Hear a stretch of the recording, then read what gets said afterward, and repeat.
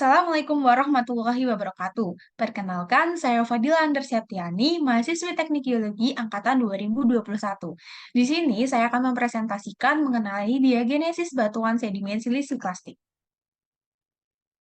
Terdapat tiga outline presentasi pada kali ini. Yang pertama adalah definisi diagenesis, lalu tahap dan juga rezim diagenesis, dan yang terakhir adalah proses dan juga efek diagenesis. Secara definisi, diagenesis dalam artian luas mencakup semua proses yang berperan untuk memodifikasi sedimen setelah pengendapan. Namun, artian ini hanya terbatas pada sedimen silisi-klastik. Karena pada sedimen karbonatan dan juga sedimen evaporit, diagenesis terjadi pada saat pengendapan maupun setelah pengendapan. Tahap diagenesis pada sedimen silisi-klastik bermula dari pengendapan melalui proses seperti bioturbasi dari sedimen yang tidak terkonsolidasi maupun sementasi butiran pada dekat antarmuka sedimen dengan air.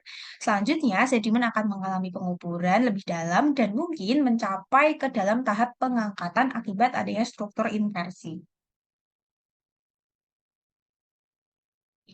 Untuk tahapan diagenesis dan juga rezim diagenesis terjadi di segitiga berikut.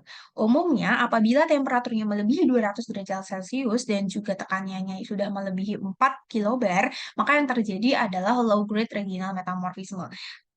Begitu pula apabila tekanan itu cukup stabil, namun temperaturnya itu naik secara tiba-tiba, maka akan terjadi kontak metamorfisme. Di sini terdapat dua gradien geotermal yang sangat mempengaruhi proses diagenesis. Gradien geotermal yang umumnya terjadi adalah sekitar 10 derajat Celcius per kilometer. Namun, apabila gradien tersebut melonjak secara tiba-tiba, yaitu 30 derajat Celcius per kilometer, maka proses diagenesis juga dapat terpengaruh. Untuk proses dan juga efek diagenesis secara kedalaman dibagi menjadi tiga, yaitu proses eugenesis, mesogenesis, dan telogenesis. Proses eugenesis terjadi pada lingkungan yang cukup dangkal. Pada proses eugenesis ini akan lebih didominasi oleh proses organic reworking atau bioturbation yang kemudian mengalami cementation maupun replacement. Kemudian akan mengalami burial atau penguburan yang lebih dalam yang disebut dengan tahap mesogenesis. Pada tahap ini, kompaksi mekanik dan juga kimia akan lebih dominan. Selanjutnya, apabila semakin lama sedimen akan mengalami struktur inversi atau pembalikan yang menyebabkan sedimen akan kembali ke permukaan dan mengalami proses diagenetik lanjutan yang disebut sebagai telogenesis. Untuk penjelasan mengenai eugenesis, mesogenesis, dan telogenesis akan dijelaskan pada selanjutnya.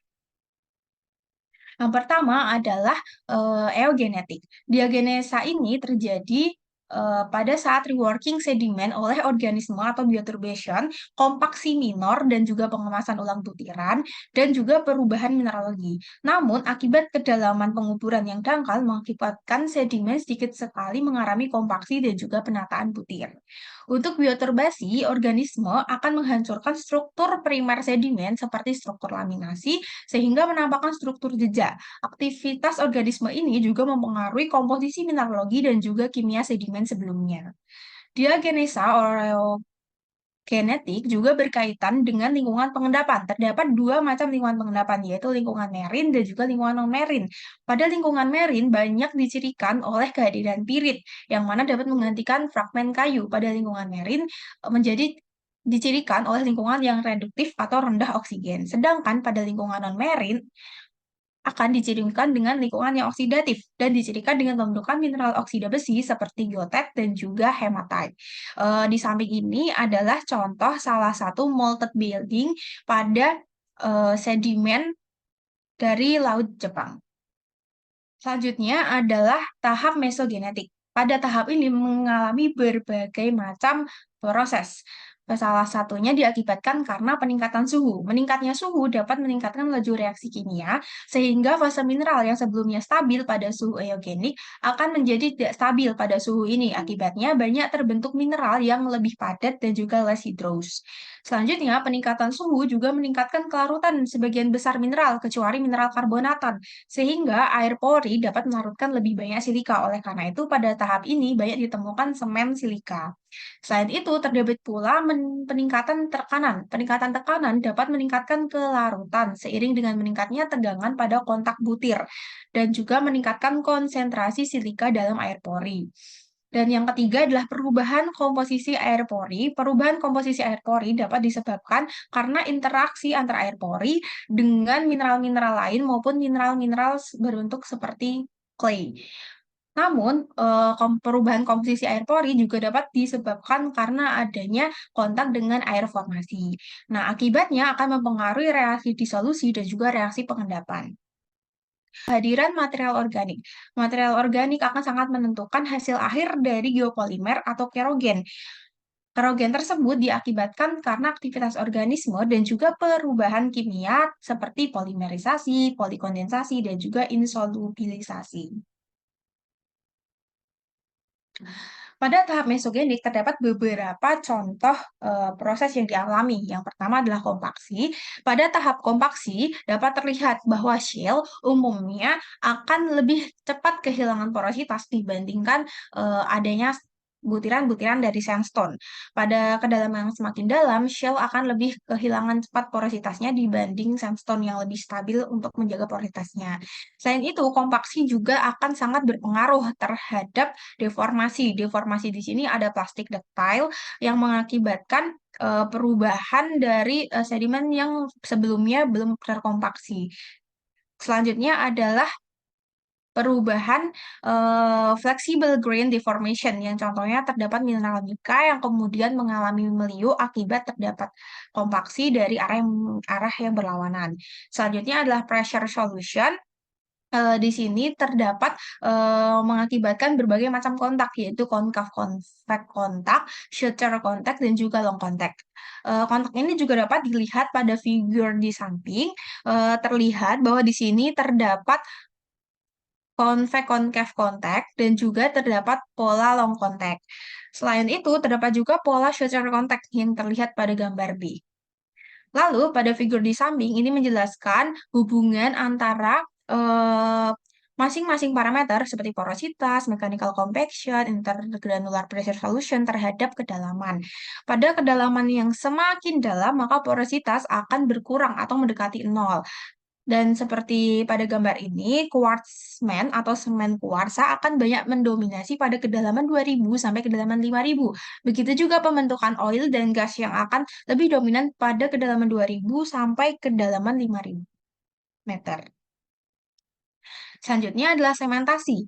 Pada sementasi ini banyak terdapat mineral-mineral yang akan menjadi semen antar grain. Seperti pada gambar ini, terdapat semen kalsit yang menyemen antar fragmen-fragmen kuarsa.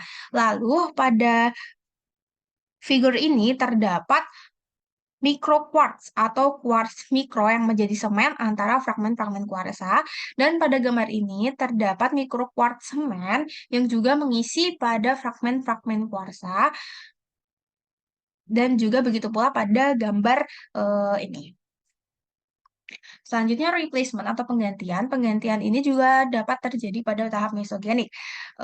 Nampak terdapat twinning plagioklas yang kemudian diganti oleh kalsit. Begitu pula pada gambar ini, yaitu twinning plagioklas yang digantikan oleh serisit. Berikut adalah cara merecognize texture yang ada pada sedimen siliklastik. Seperti halnya terdapat texture automorph penetration yang dijadikan dengan cross-cutting relationship, begitu juga pada tahap carrier texture, seperti ada embodiment antara gas mineral dengan host mineralnya. Selanjutnya adalah recrystallization dan inversion. Berikut adalah tabel dari precursor mineral hingga ke mineral formnya dan juga diagenetic stage-nya. Dan yang terakhir adalah tahap pada diagenesis telogenetik. Pada tahap telogenetik berkaitan dengan proses pengangkatan atau uplift yang ditandai dengan penurunan tekanan dan juga suhu. Mineral yang terbentuk pada rezim mesogenetik akan menjadi tidak stabil sehingga mengalami pelarutan yang dapat mengakibatkan peningkatan porositas dari peluruhan sedimen. Umumnya air pori dari rezim mesogenetik akan tergantikan oleh air meteorik dengan salinitas yang rendah, bersifat oksidatif dan juga ber-pH asam. Berikut daftar pustaka yang saya gunakan. Sekian dari presentasi saya, terima kasih.